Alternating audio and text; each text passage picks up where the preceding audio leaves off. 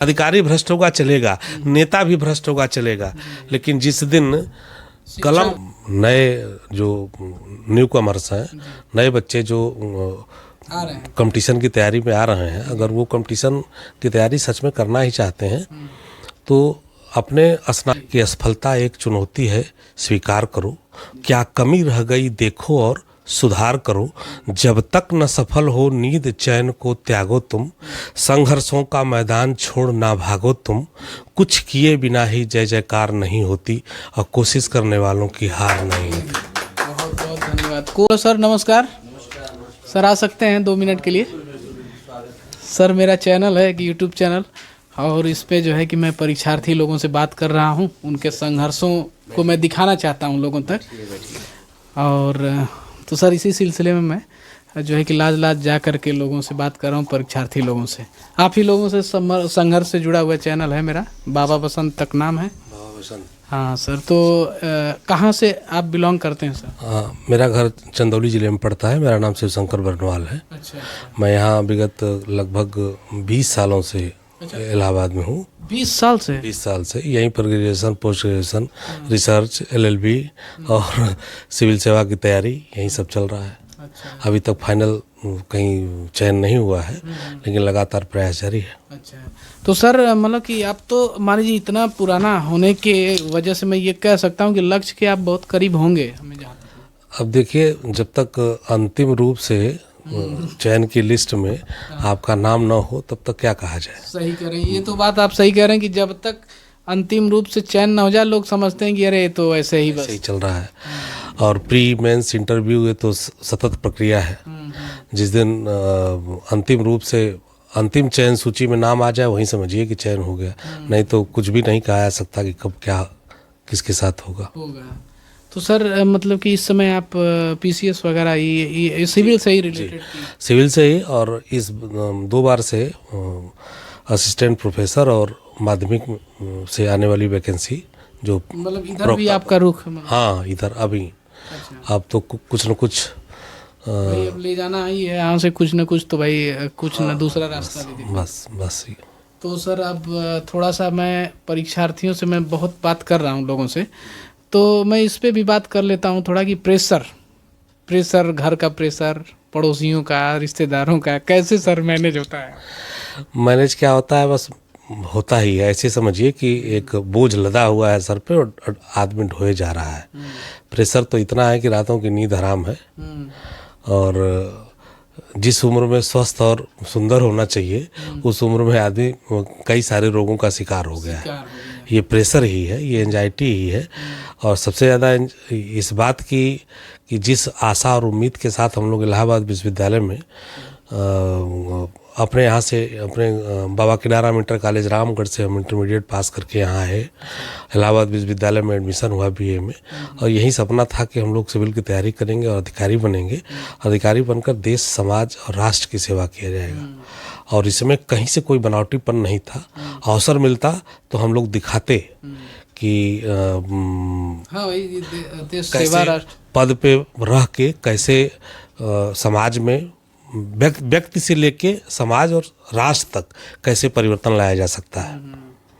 लेकिन ये दुर्भाग्य रहा कुछ मेरा भी, और मैं समझता हूँ कि मेरे साथ समाज और प्रदेश और देश का भी दुर्भाग्य है कि हम जैसों की सेवाएं इस देश, इस समाज को, इस राष्ट्र को नहीं मिल पा रही हैं। अपना दुर्भाग्य तो है ही, लेकिन हमारी सेवाएं इस देश को, इस समाज को प्राप्त नहीं है, तो इनका भी दुर्भाग्य है।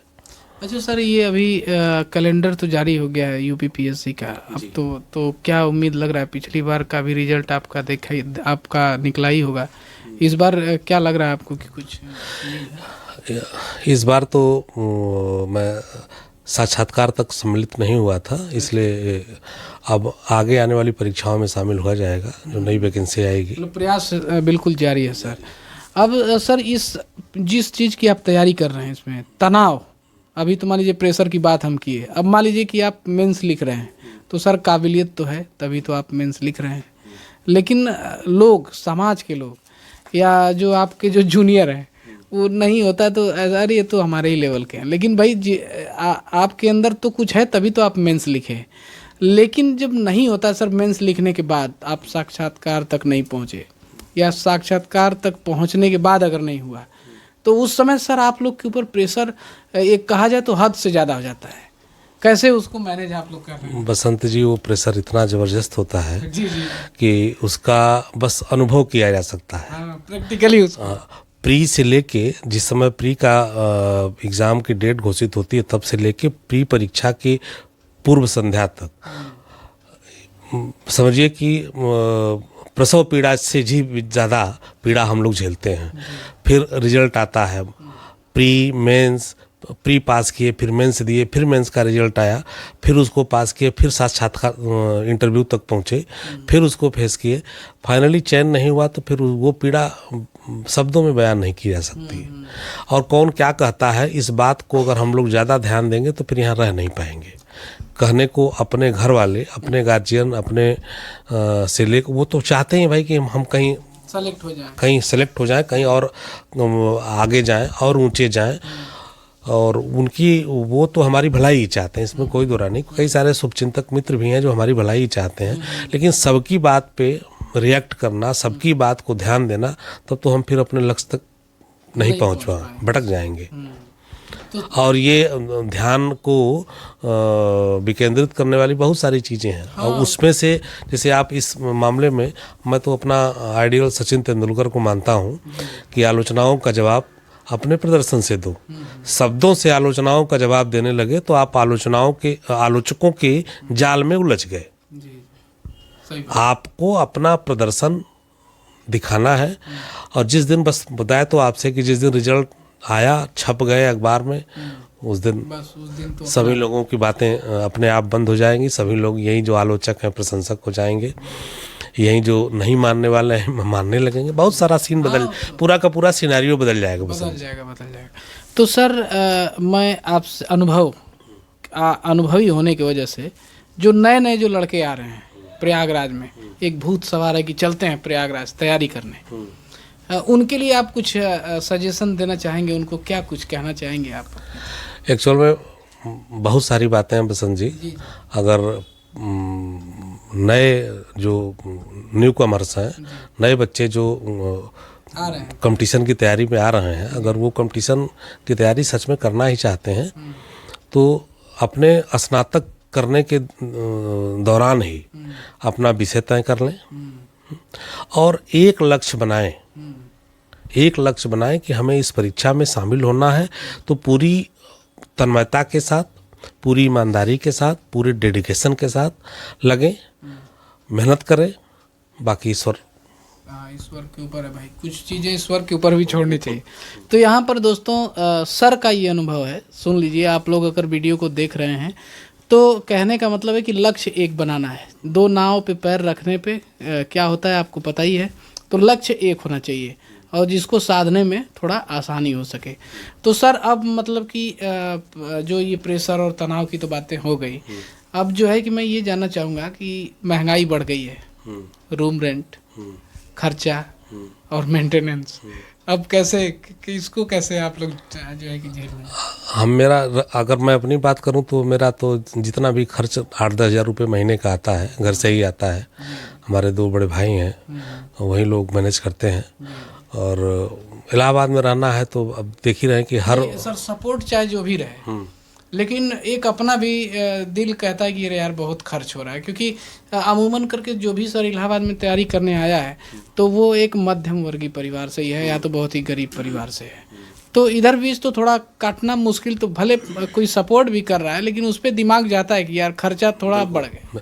आर्थिक संपन्नता या आर्थिक अभाव, दोनों चीज़ें इस पर बड़ा असर करती हैं बसंत जी। अगर आपके पास समुचित पैसे और संसाधन उपलब्ध हैं तो तैयारी थोड़ी आसान हो जाती है। अगर पैसे की दिक्कत है, संसाधन की दिक्कत है, थोड़ा प्रॉब्लम तो होगी। तो अब मैं तो यही कहूँगा विवेकानंद जी के शब्दों को कि कोई भी लक्ष्य आपके संसाधनों के से उसको दिक्कत नहीं आएगी, संसाधन आड़े नहीं आएंगे। अगर आपके अंदर विल पावर है तो संसाधन आड़े नहीं आएंगे।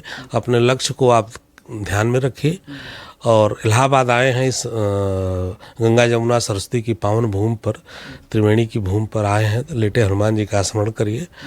और एकदम से अगर आपको घर से कोई सहायता नहीं मिलती है तो बहुत सारे यहाँ पर काम हैं, कर सकते हैं। आप ट्यूशन दे सकते हैं।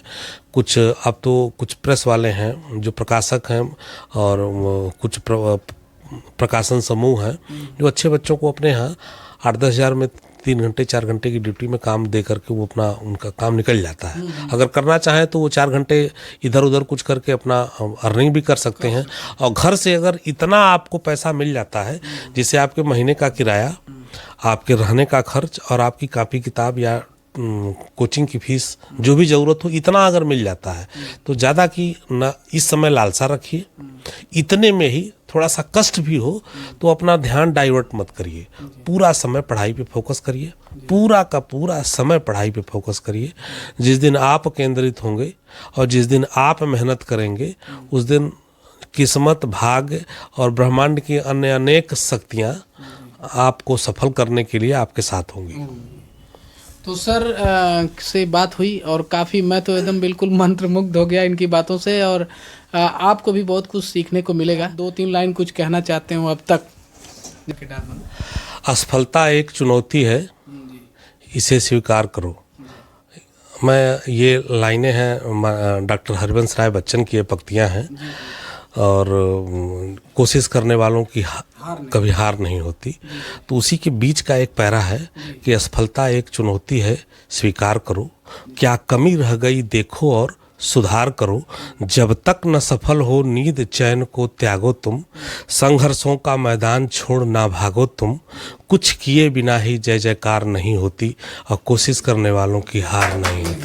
बहुत बहुत धन्यवाद। कोशिश करने वालों की हार नहीं होती। तो आइए एक और परीक्षार्थी हैं, इनसे भी जरा बात कर लेते हैं। तो सर आप बताइए कहाँ के रहने वाले हैं? मैं इलाहाबाद का ही हूँ। यहीं के वासी हैं? हाँ, यहीं के वासी हूँ, रहता हूँ। और वैसे मैं बेसिकली रहने वाला आजमगढ़ का ही हूँ। हाँ, पर यहाँ पे भी अब घर हो गया तो यहीं पर रहते हैं। जी। क्या नाम पड़ेगा? सुरेंद्र यादव। जी। तो आप मतलब कि किस क्षेत्र में तैयारी कर रहे हैं? हम इस समय टीजीटी पीजीटी की तैयारी कर रहे हैं, असिस्टेंट प्रोफेसर तैयारी कर रहे हैं। तो सर शिक्षा का तो देख ही रहे हैं हाल क्या है। शिक्षकों की भर्ती से लेकर के और उनकी नियुक्ति तक, अभी देखिए कि आप प्रवक्ताओं का निकला था वैकेंसी और उनकी नियुक्ति पत्र के लिए कितनी मारामारी चली। तो क्या इसको कैसे देख रहे हैं? शुरू से ही शिक्षा के विषय में सरकार को, चाहे सरकारें किसी की रही हों, इस मामले में सरकार हमेशा शिथिल रही हैं। कभी भी इनका न नियमित कभी कैलेंडर रहा है, न नियमित कभी भर्ती रहा है। बस शिक्षकों की भर्ती हमेशा राजनीतिक दांव पेच के अंतर्गत देखी जाती है। चुनाव नज़दीक, भर्ती आई, फिर चुनाव ख़त्म, भर्ती ठप। और देश का सबसे बड़ा दुर्भाग्य कि इस देश को चलाने वाली जो इकाई होती है शिक्षक, उनको इतना उपेक्षित तरीके से उनके साथ व्यवहार किया जाता है। ये बहुत दुर्भाग्य का विषय है। अच्छा, ये जो निरंतरता नहीं होने की वजह से, जैसे पंचवर्षीय भर्तियां आ रही हैं, जैसे पंचवर्षीय योजना की तरह निरंतरता नहीं होने की वजह से मैं ये देख रहा हूँ कि काफ़ी लोग जो है कि रुके रह जाते हैं। जैसे मान लीजिए कि 2-2 साल पे वैकेंसी आए, कम ही आए, तो उसमें निकलते रहते हैं। मैं सर से ये क्वेश्चन नहीं पूछ पाया, जरा इनसे भी मैं, क्योंकि अनुभवी हैं सर, तो इस पर थोड़ा अच्छा व्याख्यान रख सकते हैं। सर ये जो निरंतरता जो वैकेंसियों की नहीं बन रही है, जैसे लोक सेवा आयोग की है तो चलिए 2 साल पे 1 साल पे लगभग आती रहती है, पद भले ही कम रहते हैं। वैसे शिक्षा के क्षेत्र में मैं देख रहा हूँ कि पंचवर्षीय योजना की तरफ भर्ती आ रही है। इसको लेकर के कंपटीशन भी सर बढ़ रहा है। तो इस पे सर अगर निरंतरता बन जाए तो इसमें थोड़ा सा जो है कि कुछ हो सकता है। सरकार, बसंत जी, सरकारों को इस पर विशेष रूप से ध्यान देना चाहिए। लोक सेवा आयोग उत्तर प्रदेश तो प्रतिवर्ष अपनी पीसीएस की वैकेंसी को तो रेगुलर किया है जी। और हर साल 300, 400, 500 जो भी वैकेंसी आती है तो रेगुलर है। लेकिन वहाँ भी समीक्षा अधिकारी का एक पद आता है, सहायक समीक्षा अधिकारी का, वो रेगुलर नहीं रहता। पहले यहाँ लोअर सबऑर्डिनेट के थ्रू वैकेंसी आती थी, अब तो मान लीजिए यूपी SSC बन गया, वो कमीशन लखनऊ चला गया उसमें। और रही बात शिक्षकों की भर्ती का, यहाँ पर तीनों आयोग हैं। परीक्षा नियामक प्राधिकारी का भी कार्यालय इलाहाबाद में ही है, जो बेसिक शिक्षकों की उनके चयन को देखता है। उत्तर प्रदेश माध्यमिक शिक्षा सेवा चयन बोर्ड भी इलाहाबाद में ही है, जो माध्यमिक शिक्षकों और टीजीटी पीजीटी की वैकेंसी को देखता है। और उच्चतर सेवा आयोग भी यहीं पर है इलाहाबाद में, जो डिग्री कॉलेजेस में असिस्टेंट प्रोफेसर की भर्ती देखता है। लेकिन कभी भी इन तीनों आयोगों से, इन तीनों सक्षम संस्थाओं से वैकेंसी रेगुलर नहीं आती। तो वैकेंसी के लिए क्या है, अधियाचन सरकार देगी, वैकेंसी सरकार देगी, तभी ये संस्थाएं यहाँ। और सबसे बड़ी समस्या तो ये है वसंत जी कि कहने में बड़ा शर्म आ रही है कि इन जो संस्थाएं हैं, जैसे माध्यमिक शिक्षा सेवा चयन बोर्ड है और उच्चतर, इसमें रेगुलर अध्यक्ष और सदस्य नहीं रहते। हाँ सर, ये इसकी कमी देखने जो परीक्षा से संबंधित पॉलिसी बनाना बिना अध्यक्ष और मेंबर के हुए रहते हुए किसी तरह की कोई परीक्षा आयोजित नहीं हो सकती, कोई नीतिगत कार्य नहीं हो सकता, ऐसे समझिए। अध्यक्ष और मेंबर ही पूरे एक साल नियमित नहीं रहते, कभी 2 हैं तो 3 नहीं। कोरम पूर्ति शायद ही कभी हो पाती है तो हो पाती है। पिछली सारी सरकारों से लेकर के पिछले 2017 से ये बीजेपी की सरकार है, कभी कोरम पूरा रहता है, कभी कोरम पूरा नहीं रहता है। इसी से पिछले 1 साल से माध्यमिक शिक्षा सेवा चयन बोर्ड में टीजीटी पीजीटी की वैकेंसी अटकी हुई है। बड़ी मात्रा में लड़के और लड़कियां इलाहाबाद में आके तैयारी कर रहे हैं और परीक्षा का इंतजार कर रहे हैं। कोई संभावना नहीं। अभी तो आपने देखा भी होगा 15-20 दिन लगातार बच्चे चला था सर, उसको मैं कवर कर रहा था, धरना प्रदर्शन भी कर रहे थे। और उनके सरकार की तरफ से उनके माननीय मंत्री श्री सिद्धार्थ नाथ सिंह भी आए थे और बच्चों से वार्ता भी की, लेकिन कुछ ऐसा समाधान नहीं जिससे बच्चे संतुष्ट हों। तो ये अब सरकारों की पॉलिसीज़ है, क्या कहा जाए इनके लिए, कि अब ये या तो इनके पास नौकरी है ही नहीं, या तो नौकरी है इसको लटकाए रहना चाहते हैं। 5 साल में 2 या 3 बार, माने 2 साल 2.5 साल 3 साल पे 1 बार वैकेंसी आती है शिक्षकों की। अब आप नई शिक्षा नीति लाए हैं, नई शिक्षा नीति में बहुत सारी बातें हैं, उस पर चर्चा होगी तो थोड़ा और समय लग जाएगा। बिल्कुल सर, अलग से। लेकिन आप ये बताइए कि जब आपके पास योग्य शिक्षक ही नहीं होंगे तो आप चाहे नई शिक्षा नीति लाएं, चाहे पुरानी शिक्षा नीति लाएं, चाहे नई शिक्षा नीति 5 नहीं 15 बार लेके आएं, चाहे जितने सारे आर्टिकल उसमें जोड़ दें, चाहे जितना संशोधन कर लें, लेकिन आपके पास अगर योग्य शिक्षक ही नहीं होंगे तो कहाँ से शिक्षा आप दे पाएंगे बच्चों को। और प्रथम दर्जे का शिक्षक ही प्रथम दर्जे की शिक्षा प्रदान कर सकता है, 2ym दर्जे का शिक्षक कभी भी प्रथम दर्जे की शिक्षा प्रदान नहीं कर सकता। शिक्षकों का चयन नियमित करें, उनके लिए जो भी जरूरी योग्यता अर्हताएं हैं वो करें। और सबसे बड़ी बात कि अपने ये कंपटीशन को, अपने इस प्रतियोगी परीक्षा को पारदर्शिता और शुचिता ये बनाए रखें। भ्रष्टाचार के रास्ते, शॉर्टकट के रास्ते किसी शिक्षक का चयन न हो। अधिकारी भले चयनित हो जाए साक्षात वो भ्रष्टाचार के जरिए, कुछ देर के लिए चलेगा, लेकिन शिक्षक नहीं। एक शिक्षक अगर भ्रष्टाचार के थ्रू शिक्षक बनकर, प्रवक्ता बनकर, असिस्टेंट प्रोफेसर बनकर जिस कॉलेज में जाएगा, कई पीढ़ियां बर्बाद करेगा, हजारों बच्चों का जीवन बर्बाद करेगा। शिक्षक हमेशा प्रथम दर्जे का और अपने योग्य होना चाहिए। सरकारों को इस बात पे विशेष तौर पे ध्यान देना चाहिए। अधिकारी भ्रष्ट होगा चलेगा, नेता भी भ्रष्ट होगा चलेगा, लेकिन जिस दिन कलम का पुजारी, अगर एक है ना, किसकी कविता याद नहीं आ रहा है कि कलम के पुजारी अगर सो गए तो वतन के पुजारी वतन बेच देंगे, कुछ इस तरह की बातें। शिक्षक जो है पीढ़ियों ही नहीं, देश का, राष्ट्र का असली निर्माता, वास्तविक निर्माता शिक्षक होता है। मैन पावर के रूप में जो लोग तैयार होते हैं, उनको तैयार करने वाला कौन होता है? शिक्षक ही होता है। सही कहा आपने। तो सर अब आप लोग का क्या, अभी तो धरना प्रदर्शन चला, सीटों को बढ़ाने की मांग चली और ये सब चल ही रहा है, अभी प्रक्रिया चल रही है, तो अब इसमें आप लोगों का आगे तैयारी जैसे आप कर ही रहे हैं, तो उसमें आगे क्या आप सोच रहे हैं कि अब क्या करने का विचार है? या तो जैसा कि धरना देने पर माननीय मंत्री जी आए तो उन्होंने आश्वासन दिया कि पोर्टल खोलने की कोशिश है, यदि पोर्टल नहीं खुलता है तो या तो परीक्षा तिथि निश्चित करें, परीक्षा दिया जाएगा, फिर अगली भर्ती देखी जाएगी, इंतजार किया जाएगा अगली बार। तो यहाँ पर दोस्तों जो है कि इंतज़ार, सरकारी नौकरी के इंतज़ार में सालों बीत जाते हैं। थोड़ा सा मैं दिखाना चाहूँगा, यही बेडरूम है और यही किचन है। आप देख लीजिए थोड़ा अच्छे तरीके से, एक ही रूम में ये किचन है। और यहीं पे देखिए पूजा वाला रूम है, थोड़ा इसको बढ़िया से दिखाइए नज़दीक से। देखिए आस्था का भी जो है कि संगम यहाँ पर देखने को मिल रहा है आपको। और ये बेडरूम है और किचन और ये अध्ययन कक्ष है। यहाँ पर देखिए किताबें गजी हुई हैं और जो है कि सर यहाँ पर देख रहे हैं किताबें हैं। अब बिल्कुल ये 20 सालों का अनुभव है सर, और आप अच्छे तरीके से देख सकते हैं। तो आप दोस्तों अगली वीडियो में किसी नई जगह से नई परीक्षार्थियों के साथ उनके संघर्षों को, उनके अनुभवों को मैं आप तक पहुंचाऊंगा। इस चैनल को लाइक, शेयर और सब्सक्राइब करना बिल्कुल न भूलें, क्योंकि ये परीक्षार्थियों के संघर्ष से जुड़ा हुआ चैनल है। और परीक्षार्थियों तक पहुंचकर, रूम में बैठ कर के नहीं, परीक्षार्थियों तक पहुंचकर उनके संघर्षों को मैं आप तक दिखाऊंगा। तो बने रहिए इस चैनल पर। मिलते हैं अगली वीडियो में, तब तक के लिए जय हिंद।